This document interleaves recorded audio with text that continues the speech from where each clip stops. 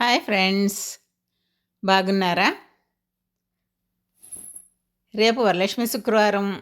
ఇవాళ ముందు రోజు థర్స్‌డే. కాఫీ రెడీ చేసుకున్నాను. సొరకాయ కూరకి అన్నీ రెడీ పెట్టుకున్నాను. కాఫీ తాగేస్తున్నాను. పొద్దున్నే మా మనవడికి క్యాప్సికమ్ శనగపిండేటిన కూర, కొద్దిగా రైసు వాడికి పెట్టి ఇచ్చేసానండి. ఇప్పుడు మా వంట రెడీ చేసుకుంటున్నాను. అప్పుడు చియా సీడ్స్ తాగేశాను. ఇప్పుడు కాఫీ తాగేశాను. సొరకాయ సన్నగా తరుక్కోవాలి. శనగపప్పు, మినప్పప్పు, జీలకర్ర, అల్లం తురుము, పచ్చిమిరపకాయలు 2 కలిపి కూడా కొట్టుకోవచ్చు. పెద్దవాళ్ళకి మాత్రమే అయితే. పిల్లలకైతే అవి సెపరేట్ పెట్టుకుంటే ముక్కలు తీసేసి నెయ్యేసి పెట్టచ్చు. వాళ్ళకి కారం ఉండదు. కరివేపాకు, ఎండుమిరపకాయలు, టమాటాలు ఇలా పోపు ముందేసుకోవాలండి. శనగపప్పు, మినప్పప్పు, జీలకర్ర దోరగా పోపు వేయించుకోవాలి.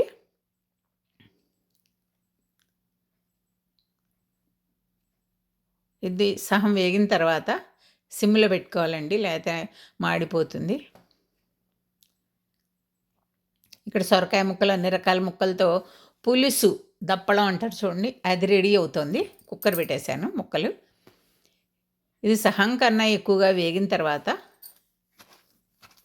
మనం రెడీ చేసుకున్న కరివేపాకు, పచ్చిమిరపకాయలు, ఎండుమిరపకాయలు, అల్లం తురుము వేసేసుకోవాలండి ఆ వేగిన పోపులో. ఈ అల్లం పచ్చివాసన లేకుండా ఆ ముక్కలన్నీ కూడా చక్కగా దోరగా వేగిలాగా వేయించుకోవాలండి.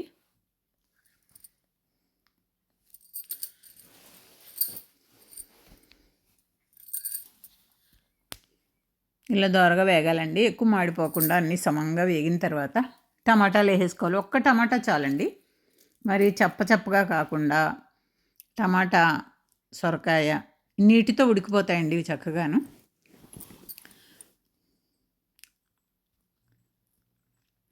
తరుక్కుని ఉంచుకున్న ముక్కలన్నీ కూడా వేసేసుకోవాలి.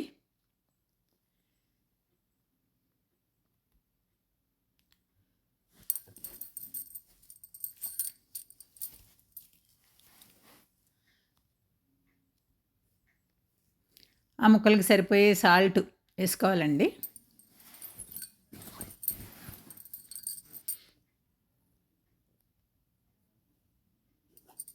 పసుపు వేసుకోవాలండి.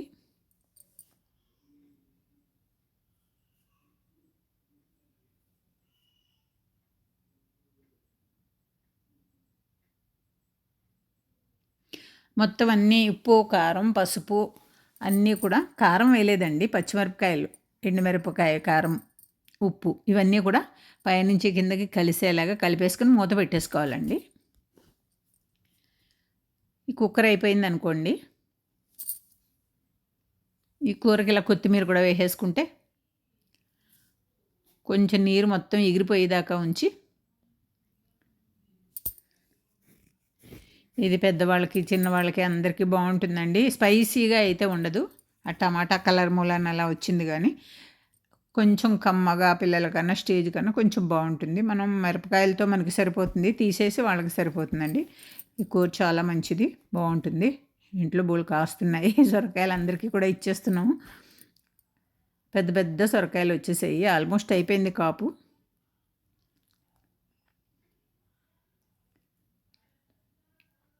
ఇక్కడేమో ములక్కాళ్ళు, సొరకాయ ఉంటే గుమ్మడికాయ, దుంపలు అన్నీ వేసుకొని పులుసు పెట్టుకుంటారండి. ఈ పులుసుకి ముద్దపప్పు కాంబినేషన్ బాగుంటుంది. ముద్దపప్పుని పులుసుతో తింటారు. ఇందులో బెల్లం వేసుకుంటేనే బాగుంటుందండి.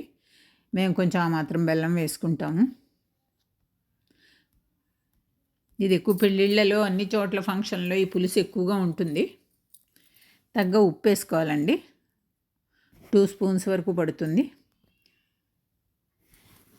కొంచెం పసుపు వేసుకోవాలండి.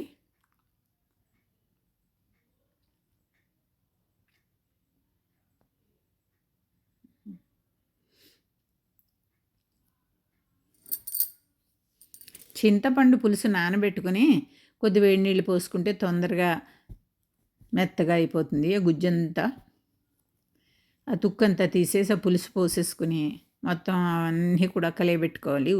ఉప్పు, కారం, చింతపండు పులుసు, బెల్లం కొత్తిమీర వేసాం కదండి, అది సలసలా మరుగుతూ ఉంటుంది. చక్కగాను మూత పెట్టేస్తే సన్నగా మరుగుతూ ఉంటుంది. మనం వేరే పని చేసుకోవచ్చు. ఈ లోపల 1 స్పూన్ బియ్యపిండి నీళ్ళల్లో కలిపి ఆ మిశ్రమాన్ని కూడా పొయ్యాలి. అప్పుడు చక్కగా అన్నీ అత్తుకుంటాయి. ఈ పలచగా ఉండకుండా, మరీ చిక్కగా ఉండకుండా ముక్కలు, ఆ చింతపండు పులుసు ఈ బియ్యపిండితోటి మొత్తం అంతా దగ్గరగా ఉడికిన తర్వాత చిక్కబడుతుంది కొద్దిగా. అప్పుడు తినడానికి బాగుంటుంది, చూడడానికి బాగుంటుంది.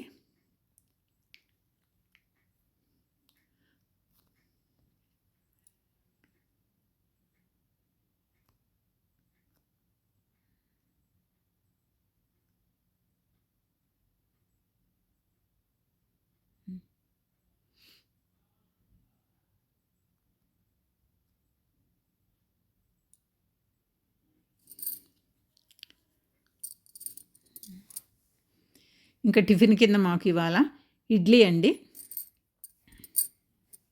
ఇడ్లీ రెడీ చేసుకున్నాం. రాత్రులు ఎక్కువ చట్నీలు చేస్తాను. పల్లీల చట్నీ, టమాటా చట్నీ, ఒక్కొక్కప్పుడు కొబ్బరికాయ మామిడికాయ చట్నీ, ఒక్కొక్కప్పుడు మాగాయలో పెరిగేసి మాగాయ పచ్చడి, కరివేపాకు కారపొడి, ఇలా రకరకాల చట్నీలు మార్చుకుంటూ వీక్ డేస్లో ఎక్కువ ఇడ్లీ ఉంటుంది. డిలే స్టార్ట్లో అన్నం పెట్టుకున్నానండి. 12ంటికి స్టార్ట్ అవుతుంది, 1 గంటకు అయిపోతుంది. వేడివేడిగా అన్నం, పులుసు, సొరకాయ కూర,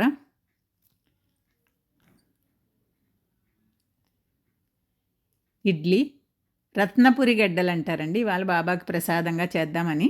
మా చిన్నప్పుడు దుంపలు అంటామండి మేము ఎక్కువగాను. కొన్ని ఏరియాల్లో రత్నపురి గడ్డలు అంటారు. ఓ బెల్లం పాకంతో చక్కగా ఒకసారి కుక్కర్ పెట్టి ఉడికించేసుకుంటే తొందరగా అయిపోతుంది. పెరుగు, నెయ్యి. లైక్ చేసుకోండి, షేర్ చేసుకోండి.